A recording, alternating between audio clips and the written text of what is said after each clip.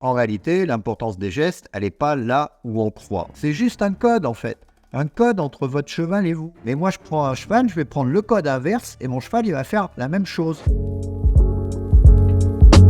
Je n'y arrive pas parce que je ne fais pas les bons gestes. La notion de bon geste, en fait, elle a été inventée par l'équitation éthologique. Quand on monte à cheval, on parle d'aide, on ne parle pas de gestes. Donc les gestes, c'est plutôt à pied. Et cette notion de bon et de mauvais gestes, c'est vraiment typiquement des notions d'équitation éthologique. À partir du moment où les chevaux, ils n'ont pas appris l'équitation éthologique, je pense qu'on a encore une chance de s'en sortir. C'est vrai que peut-être c'est nécessaire pour passer ces examens d'équitation éthologique. J'en sais rien. En réalité, l'importance des gestes, elle n'est pas là où on croit. L'importance des gestes, elle est dans l'intensité des gestes. Si on gesticule beaucoup devant les chevaux, eh bien, c'est comme quelqu'un qui bavarde. Au bout d'un moment, notre cheval, il nous écoute plus. C'est du bavardage, il n'arrive plus à suivre en fait. Comme quelqu'un qui bavarde et qui nous saoule et qu'on finit par plus écouter. Les gestes, pour un cheval, c'est son langage. Il les comprend et il les interprète, il les suit. Donc c'est vrai que c'est important les gestes. On peut pas dire que c'est pas important, mais c'est plus important qu'on n'en fasse pas trop, plutôt qu'on fasse les bons ou les mauvais gestes. On va voir justement la notion de bons et de mauvais gestes. Ce qui est important déjà de comprendre, c'est qu'il faut éviter de bavarder avec les chevaux. Il faut se concentrer et plutôt diminuer le nombre de gestes parce que sinon, on crée de la confusion dans l'esprit du cheval. Parce qu'on bavarde, on ne lui parle pas correctement. Donc là, effectivement, sur ce plan-là, je suis d'accord qu'il faut faire attention à ces gestes parce que si on bavarde trop avec le corps, avec les mains, avec les bras, avec les jambes, eh bien, le cheval ne comprend plus rien. Pour lui, il y a trop de bavardage. C'est pas assez précis. Effectivement, il y a cette notion de bavardage avec le corps qui est très important. Ensuite, dans le travail en liberté, ça c'est le deuxième point que je veux aborder, le travail en liberté nous aide à faire les bons gestes parce que on voit comment les chevaux réagissent à nos actions. C'est le meilleur moyen en fait d'apprendre les gestes. On voit quelle est la réaction des chevaux. Par exemple, une jument que j'avais autrefois, elle m'a appris que quand je tendais la main, ça lui donnait la direction dans laquelle je voulais aller. Par contre, quand je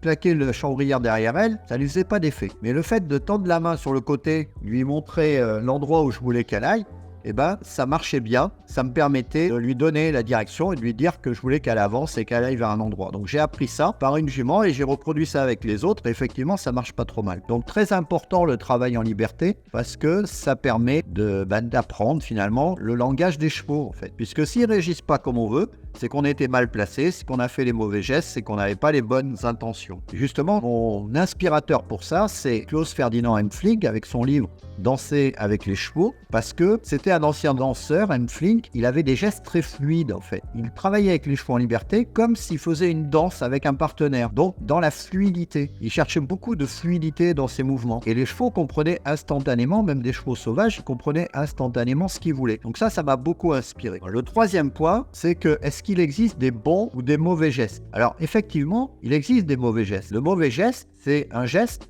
qui fait mal au cheval en fait. Alors ça veut pas dire qu'il faut pas en faire, parce que on peut faire mal au cheval pour nous défendre. Un cheval qui veut nous mordre, un cheval qui veut nous piétiner, un cheval qui veut nous sauter dans les bras, un cheval qui veut nous taper, oui, on peut avoir des mauvais gestes dans l'instant pour se protéger. Mais quand vous avez passé 3 secondes, c'est plus pour se protéger, c'est des représailles. Et ça, les représailles, le cheval, il s'en moque complètement. Il comprend absolument pas. Ça n'a aucune valeur. Passer ses nerfs sur le cheval ou croire qu'on va lui donner une bonne leçon, etc. Le cheval, il comprend rien. Surtout s'il est dans l'émotion. C'est 10 secondes, hein. Passer 10 secondes, c'est fini. On peut oublier, c'est trop tard. Donc, il faudra faire autrement. De l'autre côté, il y a les autres gestes. Mais les autres gestes, c'est juste un code en fait. Un code entre votre cheval et vous. C'est ça, les autres gestes. Donc le code, qui est-ce qui le fixe, finalement? C'est quand même vous. Bon, le cheval peut donner son avis, comme j'ai dit tout à l'heure en liberté. Mais sinon, c'est vous qui fixez le code. C'est votre logique qui fixe les règles, en fait. C'est son rôle, à votre logique, de fixer les règles et de les faire appliquer. Vous êtes à la fois celui qui conçoit le jeu et qui le fait respecter, en fait, qui fait respecter les règles. Vous êtes l'arbitre. Donc ça, c'est le rôle de la logique. Par contre, quand vous dites « je n'y arrive pas parce que je ne fais pas les bons gestes », c'est parce que vous essayez de faire les gestes avec votre logique. Or, la logique, elle fixe les règles, elle les fait appliquer, mais ce n'est pas elle qui les applique. Ça ne marche pas comme ça. Ce qui les applique, c'est votre intention. C'est là qu'il faut faire un switch mental. Donc il vaut mieux être naturel avec des mauvais gestes, des gestes pas précis, pas adaptés. Ça va toujours mieux passer que de vouloir être artificiel avec des bons gestes et ça passe pas. Et c'est ce que me disent les gens. Je n'y arrive pas parce que je fais pas les bons gestes. Mais si, c'est pas une question de gestes, c'est une question d'intention qu'on met derrière. Tu dois mettre ton intention, mais effectivement,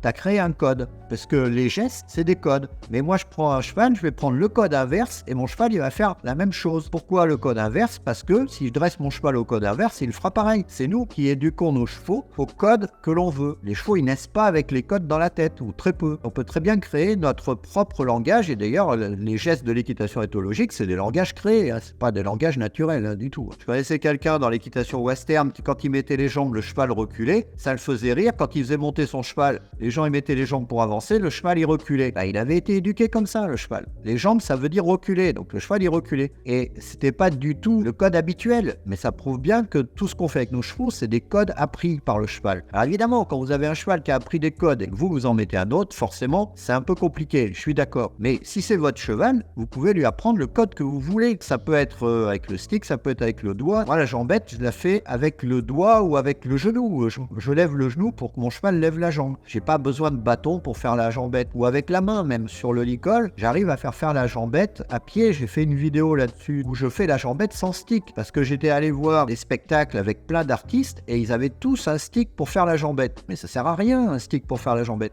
Le cheval il peut très bien faire la jambette sans stick, il n'y a pas de souci, c'est juste un code.